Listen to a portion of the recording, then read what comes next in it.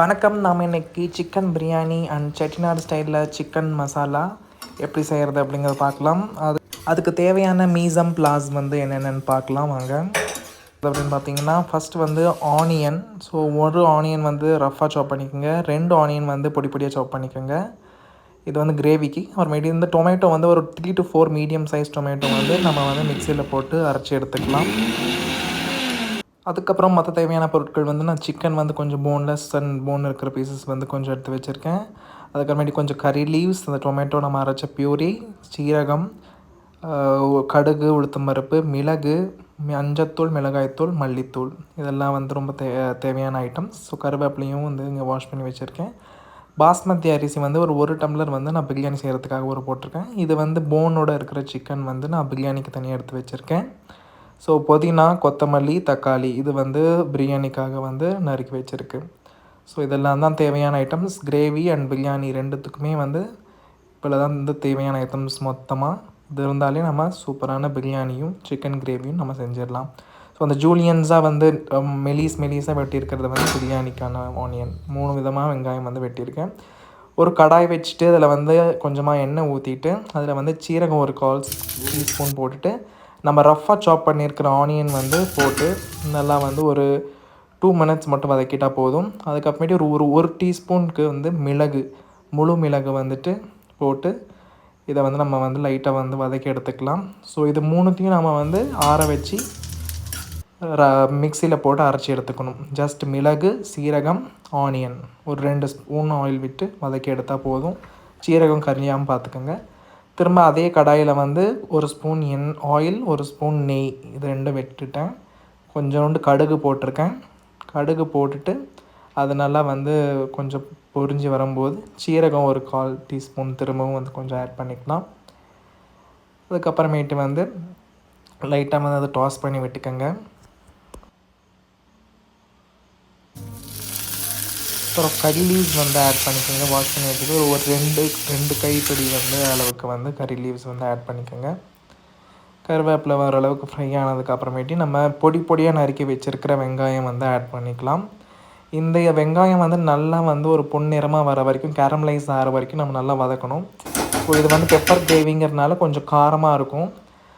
அதனால் இந்த ஆனியன் நம்ம நல்லா வதக்க அதோட ஸ்வீட்னஸ் கொடுக்கும். அதுக்கப்புறமேட்டு நான் 2 வரமிளகா பிச்சு போட்டிருக்கேன். அதுக்கப்புறமேட்டு கொஞ்சம் கொத்தமல்லியும் இந்த ஆயில்லையே ஃப்ரை ஆகும்போது அது ஒரு நல்ல டேஸ்ட் கொடுக்கும். அதனால் இப்போவே இதே ஸ்டேஜ்லேயே கொத்தமல்லி இலையும் ஆட் பண்ணிவிட்டேன். இப்போ இஞ்சி பூண்டு விழுது ஒரு 2 ஸ்பூன் அளவுக்கு நான் ஆட் பண்ணிக்கிறேன். இதுவும் நல்லா பச்சை வாசனை போகிற அளவுக்கு ஒரு 30 செகண்ட்ஸ் வதக்கினா போதும். நல்லா வதக்கி விட்டுக்கலாம். நல்லா ஆனியனும் கேரமலைஸ் ஆகணும். எல்லாம் ஆனதுக்கு அப்புறமேட்டு நம்ம அரைச்சி வச்சுருக்க தக்காளி பியூரே நம்ம ஆட் பண்ணிக்கலாம். போட்டுட்டு இந்த தக்காளியோட பச்சை வாசனை போகிற அளவுக்கு கொஞ்சம் நேரம் கொதிக்கட்டும். தேவையான அளவுக்கு உப்பு நம்ம சேர்த்தி கொஞ்சம் கொதிக்க விட்டுடலாம் கொஞ்சம் நேரம்.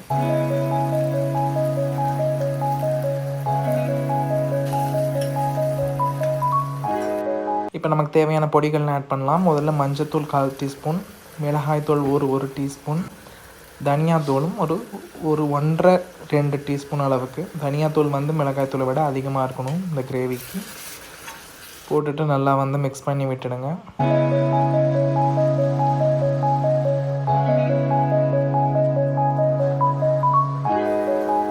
தேவையான அளவுக்கு லைட்டாக உப்பு போட்டுக்கலாம். அப்புறம் கொஞ்சம் நேரம் கழித்து நம்ம சிக்கன் போட்டுட்டு அப்புறம் சரி பார்த்துக்கலாம் உப்பு. இப்போதைக்கு இது வேகிறதுக்கான அளவுக்கு ஜஸ்ட் உப்பு போட்டு இந்த ஒரு திக்னஸில் அளவுக்கு வரும்போது நல்லா பச்சை வாசனை, மசாலாவோட பச்சை வாசனைலாம் போனதுக்கப்புறமேட்டு கொஞ்சம் தண்ணி ஆட் பண்ணி நல்லா கொதிக்க விட்டுக்கோங்க. நல்லா கொதிக்கட்டும் ஒரு 2 நிமிஷம்.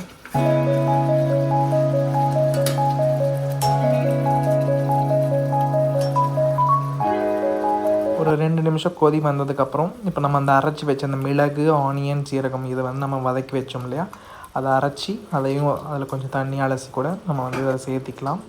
சேர்த்தி நல்லா அந்த மிக்சரும் இதுவும் கலந்து போகிற மாதிரி நல்லா மிக்ஸ் பண்ணி விட்டுக்கோங்க. நல்லா மிக்ஸ் பண்ணிவிட்டு இது திரும்ப இன்னொரு 2 minutes நல்லா கொதிக்கட்டும். நல்லா அந்த ஆனியன், தக்காளி எல்லாம் நல்லா அதில் மர்ஜ் ஆகி வரட்டும். வரும்போது நம்ம இப்போ எடுத்து வச்சுருக்க குழம்புக்கு எடுத்து வச்சுருக்க சிக்கன் பீசஸ் வந்து ஆட் பண்ணிக்கலாம். ஜஸ்ட் வந்து இந்த சிக்கன் பீசஸ் வந்து உப்பு மஞ்சத்தூளும் போட்டு 2 டைம்ஸ் வாஷ் பண்ணிவிட்டு எடுத்து வச்சுருக்கேன், க்ளீன் பண்ணிவிட்டு. ஸோ அந்த சிக்கன் பீசஸ் வந்து ஆட் பண்ணி நல்லா வந்து ஒரு தடவை மிக்ஸ் பண்ணி விட்டுக்கோங்க.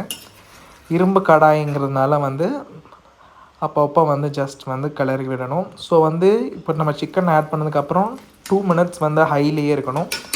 2 மினிட்ஸ் ஹையில் இருந்ததுக்கப்புறமேட்டு நம்ம வந்து இப்படி இருக்கும்போதே நம்ம ஒரு க்ரீன் சில்லி வந்து நான் லைட்டாக வந்து கட் பண்ணி ஆட் பண்ணியிருக்கேன் ஒரு ஃப்ளேவருக்காக. ஒரு 2 மினிட்ஸ் இது ஹைலியே இருக்கணும். 2 மினிட்ஸ்க்கு அப்புறமேட்டு நம்ம சிம்மில் வச்சு அந்த பக்கம் நான் தனியாக வச்சுட்டேன். சிம்மில் வச்சு ஒரு 15 மினிட்ஸ் வச்சோம்னா அது ரொம்ப சாஃப்டாக அப்படி பஞ்சு மாதிரி வரும். இப்படி சைட்லேயே வந்து நான் இப்போ பிரியாணி ஸ்டார்ட் பண்ணுறேன். ஸோ குக்கர் வச்சு 2 ஸ்பூன் நெய், 2 டீஸ்பூன் எண்ணெய் இதெல்லாம் விட்டுட்டு நம்ம பிரியாணி மசாலா வர மசாலாக்கள்லாம் வந்து பட்டை, கிராம்பு, ஏலக்காய், கடல் பாசி, பிரிஞ்சி இலை இதெல்லாம் வந்து போட்டு அந்த நெய்யும் எண்ணெயும் சேர்ந்த அந்த இதில் வந்து போட்டு நல்லா பொரிஞ்சு வரட்டும்.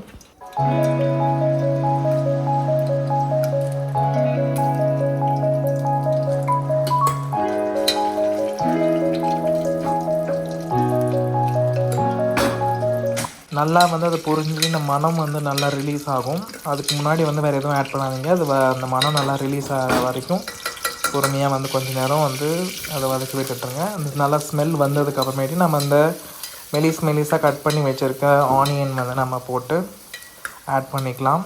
நல்லா வந்து அதை உதிரியாக வந்து பிரித்து விட்டுக்கோங்க.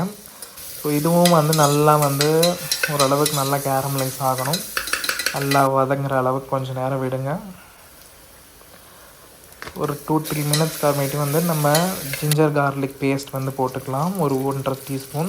அதுக்கப்புறமேட்டு புதினா ஒரு கைப்பிடி, மல்லி இலை வந்து ஒரு கைப்பிடி கொஞ்சம் ரஃப்பாக சாப் பண்ணி ஆட் பண்ணிக்கிட்டேன்.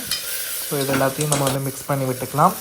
அப்புறமேட்டு வந்து தக்காளி ஒரு 2 மீடியம் சைஸ் தக்காளி வந்து ஆட் பண்ணியிருக்கேன். அதுக்கப்புறம் தயிர் வந்து ஒரு 2-3 டீஸ்பூன் அளவுக்கு வந்து ஆட் பண்ணிக்கலாம்.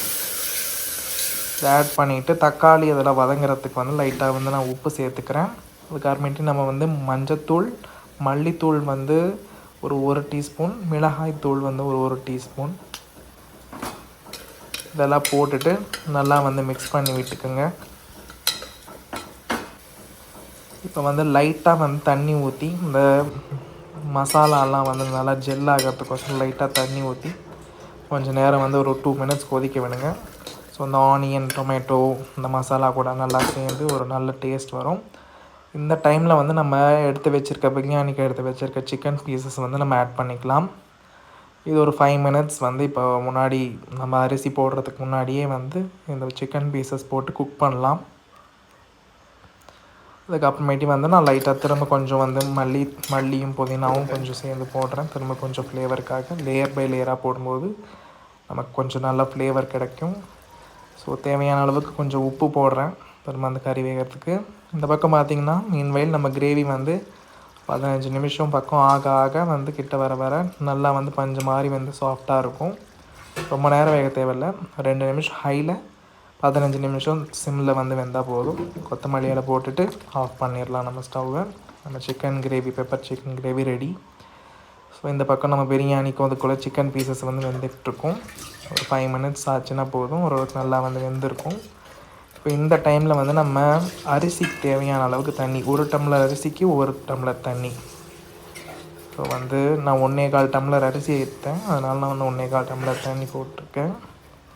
ஸோ வந்து உப்பை வந்து டேஸ்ட் பார்க்கணும். உப்பு வந்து லைட்டாக உப்பு கரிக்கிற அளவுக்கு இருக்கணும். அப்போ தான் நம்ம அரிசி நல்லா வெந்து வரும்போது அது அரிசிக்கும் சேர்த்து உப்பு வந்து சரியாக போயிடும். ஸோ வந்து அந்த உப்பு டேஸ்ட் பார்த்துக்கிட்டு நீங்கள் அரிசி போட்டுக்கோங்க. அரிசி போட்டு நல்லா கலந்து விட்டு ஓப்பன்லேயே வச்சு கொஞ்சம் ஒரு அரை வேக்காடு வேகிற அளவுக்கு வந்து நம்ம ஓப்பன்லேயே வச்சு குக்கரில் வேக வைக்கணும். கொஞ்சம் நேரம் வந்து வேகட்டும். அப்புறம் வந்து நம்ம லைட்டாக திரும்ப நான் மல்லி இலை மட்டும் கொஞ்சம் ஆட் பண்ணுறேன். இப்போ பாருங்கள், ஒரு அரை வேக்காடுக்கு நல்லா வந்து அரிசி வெந்துடுச்சு. இந்த டைமில் நான் வந்து ஒரு டீஸ்பூன் நெய் மட்டும் லைட்டாக மேலே ஆட் பண்ணி திரும்ப ஒரு தடவை கலந்து விட்டுக்கிறேன். கலந்து விட்டுட்டு நான் வந்து தண்ணி மட்டும் ஓரளவுக்கு அது அந்த அளவுக்கு வருதா அப்படின்னு பார்த்துட்டு நம்ம வந்து குக்கர் மூடிடலாம். போட்டுட்டு விசில் போட்டுடலாம்.